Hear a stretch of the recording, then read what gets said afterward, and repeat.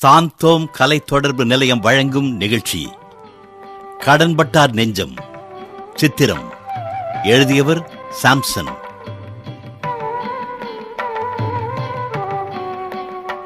இறை இயேசு இப்பூவுலகில் வாழ்ந்த காலத்தில் தமது போதனைகளாலும் நடத்தையினாலும் ஏராளமான மக்களை நல்வழிப்படுத்தி வந்தார். அவ்வாறு அவர் வாழ்வில் நடைபெற்ற சம்பவம் ஒன்றினை உங்களுக்கென படைக்கிறோம்.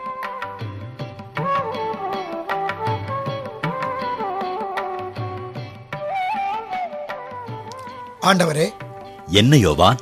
உங்களை பார்க்க பரிசேயர் சீமோன் வந்திருக்காரு. அப்படியா? வணக்கம் போதகரே. வாருங்கள் சீமோன். இன்னைக்கு என் வீட்டுக்கு விருந்துக்கு வரதா சொன்னீங்க. ஆமாம். அதனால விருந்துக்கு ஏகப்பட்ட ஏற்பாடு பண்ணியிருக்கேன். நான் வாக்கு கொடுத்தால் தவறாமல் வருவேன். அது தெரியும் போதகரே. இருந்தாலும் ஒருவேளை மறந்து போய் வராம இருந்துட்டா, இந்த பாருங்க, வேற ஊர்ல இருக்கிற முக்கியமான புள்ளிங்களை எல்லாம் நான் விருந்துக்கு அழைச்சிருக்கிறேன். கடைசியில நீங்க வராம இருந்துட்டா எனக்கு தலகுனிவாயிடும். இதோ வருகிறேன். உங்களை பார்க்கறதுக்கும் உங்க பேச்சு கேட்கறதுக்கும் எல்லாரும் ஆவலோட காத்திருக்காங்க. நீங்கள் செல்லுங்கள், நான் இதோ புறப்பட்டு வந்து விடுகிறேன். இல்லை போதகரே, நான் இருந்து உங்களை கையோட கூட்டிட்டு போறேன்.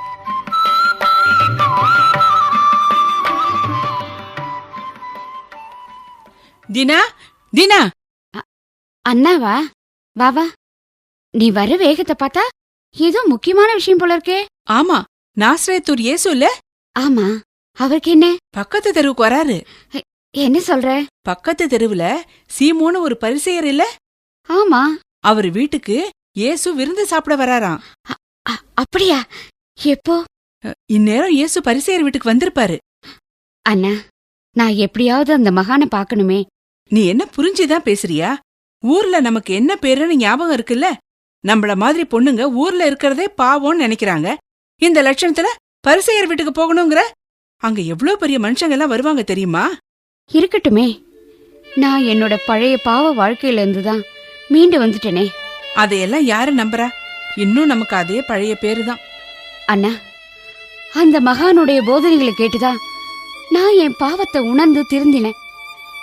என்னோட வாழ்க்கையே ஒரே நாள்ல தலைகீழா மாத்தின அந்த மகானை நான் எப்படியாவது தரிசனம் பண்ணணும். அவர் காலில் விழுந்து கண்ணீர் விட்டாதான் எனக்கு பாவ மன்னிப்பு கிடைக்கும். அப்போ நீ அங்க போகத்தான் போறியா? நீயும் வரியா? நல்ல கதையா இருக்கே. உன்னோட சேர்ந்து என்னையும் அவமானப்பட சொல்றியா? சரி, அப்ப நான் தனியாவே போறேன். உன்னை யாரும் அங்க சேர்க்க மாட்டாங்க. வீணா போய் அவமானப்படத்தான் போற.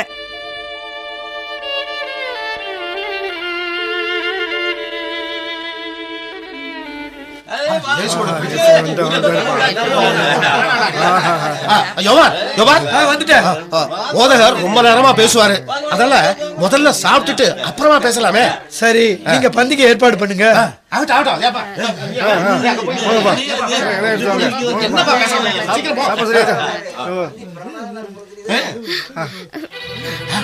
யாரும் வராங்களே. இந்த பொம்பளையா? இவையே எங்க வர்றா?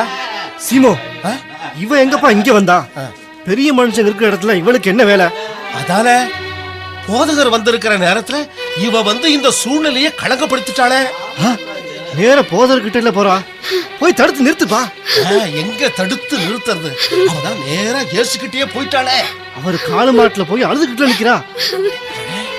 அவங்க காலடியில விழுந்து அழறாளே. என்னப்பா அநியாயம் இது? அவரோட பாதத்துல விழுந்த கண்ணீரை கூந்தலால தொடக்கிறா. அது என்ன அவ கையில எதையோ எடுக்கிறாளே? படிக சிமிழ், அதுல என்ன இருக்கு? நறுமண தைலம் வாசனை தான் இங்க அடிக்குதே. இயேசுவோட காலை முத்தம் கொடுத்து அந்த தைலத்தை தடவுறா. சீமோ, இதை இயேசு எப்படி அனுமதிக்கிறாரு? அதானே, இவரு இறைவாக்கினர்னா தன்னை தொடரவ எப்படிப்பட்டவன்னு தெரிஞ்சிருக்குமே. இவ ஊரே வெறுத்து ஒதுக்கிற பாவியாச்சே. நீ சொன்னது இயேசு காதுல விழுந்துருச்சு. உன்னை பாக்குறாருப்பா. சீமோனே, போதகரே, நான் உமக்கு ஒன்று சொல்ல வேண்டும். சொல்லுங்க போதகரே. கடன் கொடுப்பவர் ஒருவரிடம் ஒருவர் 500 தெனாரியமும் மற்றவர் 50 தெனாரியமுமாக இருவர் கடன்பட்டிருந்தனர். கடனை தீர்க்க அவர்களால் முடியாமல் போகவே இருவர் கடனையும் அவர் தள்ளுபடி செய்துவிட்டார். இவர்களுள் யார் அவரிடம் மிகுந்த அன்பு செலுத்துவார்? ஆம், அதிக கடனை யாருக்கு தள்ளுபடி செஞ்சாரோ அவருதான்னு நினைக்கிறேன் போதகரே. நீர் சொன்னது சரியே. இதோ இந்த பெண்மணியை பார்த்தீரா? நான் உம்முடைய வீட்டிற்குள் வந்தபோது நீர் என் காலடிகளை கழுவ தண்ணீர் தரவில்லை. இந்த பெண்மணியோ தம் கண்ணீரால் என் காலடிகளை நனைத்து அவற்றை தமது கூந்தலால் துடைத்தார். நீர் எனக்கு முத்தம் கொடுக்கவில்லை. இந்த பெண்மணியோ நான் உள்ளே வந்தது முதல் என் காலடிகளை ஓயாமல் முத்தமிட்டுக் கொண்டே இருக்கிறார். நீர் எனது தலையில் எண்ணெய் பூசவில்லை. இவரோ என் காலடிகளில் நறுமண தைலம் பூசினார். போதகரே, ஆகவே நான் உமக்கு சொல்லுகிறேன், இவர் செய்த பாவங்கள் மன்னிக்கப்பட்டன. ஏனெனில் இவர் மிகுதியாக அன்பு கூர்ந்தார். குறைவாக மன்னிப்பு பெறுவோர் குறைவாக அன்பு செலுத்துவோர் ஆவர். அம்மா, உம் பாவங்கள் மன்னிக்கப்பட்டன. உமது நம்பிக்கை உம்மை மீட்டது. அமைதியுடன் செல்க. போதகரே, போதகரே.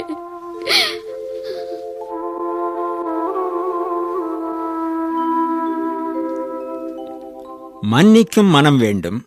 அதைப் போலவே மன்னிப்பு பெறுவோர் அந்த மன்னிப்புக்கு தகுதி உள்ளவர்களாக நடந்து கொள்ள வேண்டும். இன்றைய உலகில் மன்னிப்பின் மாண்பினை உணர்ந்தவர் எத்தனை பேர்?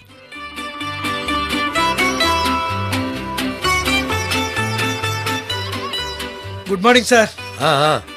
என்னப்பா செல்வம், இதான் நீ ஆபீஸுக்கு வர நேரமா? அது வந்து சார், டிராஃபிக் ஜாம் சார். தினமும் ஏதாவது ஒரு சாக்கு சொல்லு. உன்னை டிரைவரா வச்சிருக்கிறதுனால என் வேலையெல்லாம் கெடுது. இப்போ எங்க சார் போகணும்? போறது இருக்கட்டும், உன் மேல புகார் வந்திருக்கு. என்ன சார்? கார்ல இருந்து பெட்ரோல் திருடி விக்கிறையாமே. ஐயோ, யாரோ வேண்டாதவங்க என்னை பத்தி உங்ககிட்ட தப்பா சொல்லிருக்காங்க சார். அவங்க சொல்றத நம்ப வேண்டி இருக்கு சார். இப்ப வண்டியில பெட்ரோல் இருக்கா? வெளியில போறதுன்னா பெட்ரோல் போட்டாங்க சார். நேத்து தான் நான் 30 லிட்டர் போட்டேன். வண்டி எங்கேயும் போகலையே. அப்புறம் இன்னைக்கு எதுக்கு பெட்ரோல் போடணும்? அது வந்து சார், நம்ம வண்டி நிறைய பெட்ரோல் சாப்பிடுது சார். எப்படி வண்டி ஓடாமலே பெட்ரோல் சாப்பிடுதா? சார், வீணா என் மேல சந்தேகப்படாதீங்க. எதையும் தீர விசாரிக்காம ஒரு முடிவுக்கு வரக்கூடாது. அப்படியா? இது நேத்து நீ பெட்ரோல் போட்ட பில்லு. இது எந்த பெட்ரோல் பங்க்ல போட்ட? அதான் அந்த பில்லுலயே இருக்கே சார். அந்த அட்ரஸ்ல விசாரிச்சாச்சுப்பா. நீ அங்க வந்தே 1 மாசம் ஆச்சாமே. சார், என்னையா முழிக்கிற?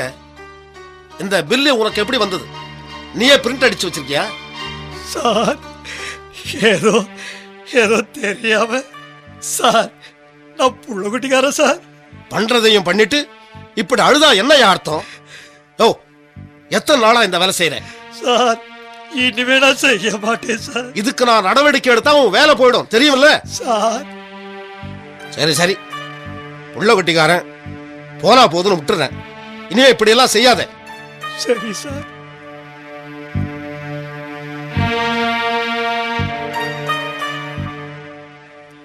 என்னப்பா செல்வம்? என்ன? அம்மா, மேனேஜர் கூப்பிட்டு விட்டாரே, என்னாச்சு? என்ன ஆகும்? இனிமே இப்படி செய்யாதேன்னு அனுப்பிச்சிட்டாரு. அப்படியா? மன்னிச்சிட்டாரா? அட, இவர் என்ன மன்னிக்கிறது? இவரால என்ன செஞ்சிட முடியும்? இவரு வெறும் மேனேஜர். ஜெனரல் மேனேஜரே என் பாக்கெட்டுக்குள்ள, தெரியுமா? ஜெனரல் மேனேஜருக்கு 10 வருஷம் காரை ஓட்டிட்டு அப்புறம் தான் இவர்கிட்ட வந்தேன். எனக்கு ஒண்ணுன்னா ஜெனரல் மேனேஜர் பாத்துக்கிட்டு சும்மாவா இருப்பாரு? அவர் வீட்டுக்கு போனா அவர் சம்சாரம் அவங்க வீட்டுல ஒருத்த மாதிரி என்ன கவனிச்சுப்பாங்க, தெரியுமா? என்னப்பா அது? நீ பண்ணது தப்பு, அதை புரிஞ்சுக்காம. அட போயா, இவரை பத்தி GM கிட்ட ஒரு வார்த்தை சொன்னா போதும், அவ்வளவுதான், இந்த மேனேஜர் காலி. அதுக்கு பயந்துகிட்டு தான் என்ன கண்டுக்காம விட்டுட்டாரு. எனக்கு என்னப்பா, உன் நல்லதுக்காக நான் சொல்ல வந்தேன். நீயா எனக்கு நல்லது பண்ற? யோ கிளார்க்கு, நீ தான் என்ன பத்தி மேனேஜர் கிட்ட போட்டு கொடுத்த. நானா? என்னப்பா அது? இருக்கட்டும் இருக்கட்டும், முதல்ல ஒன்ன தொலைச்சிட்டு தான் மறுவேலை. செல்வம், ஏன் தலையில கைய வைக்கிறீங்களா? GM கிட்ட சொல்லி உங்களை என்ன பாடுபடுத்துறேன் பாருங்க.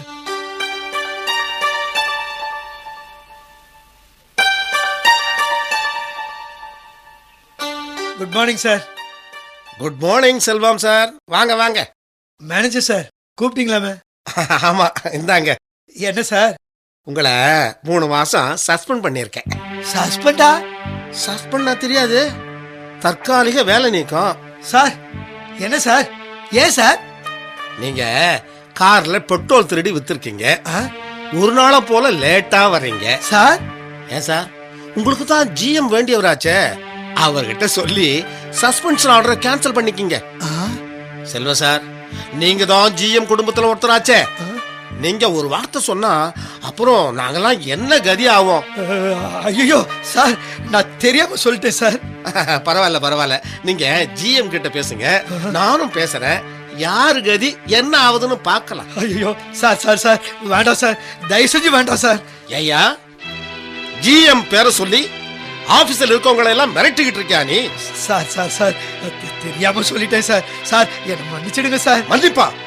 அப்படிலாம் என்ன அர்த்தம்னு தெரியுமாயா உனக்கு? சார் ஏற்கனவே நான் மன்னிச்சதுக்கு தான் நல்ல மரியாதை கொடுத்திருக்கியே. சார் நீ 3 மாசம் வேலை இல்லாம கஷ்டப்படு. அப்படி கஷ்டப்பட்டாதான் மன்னிப்புனா என்னன்னு உனக்கு புரியும். Sir sir sir sir sir please sir. Sir போ, 3 மாசம் கழிச்சு பார்க்கலாம். சார் ஓயா.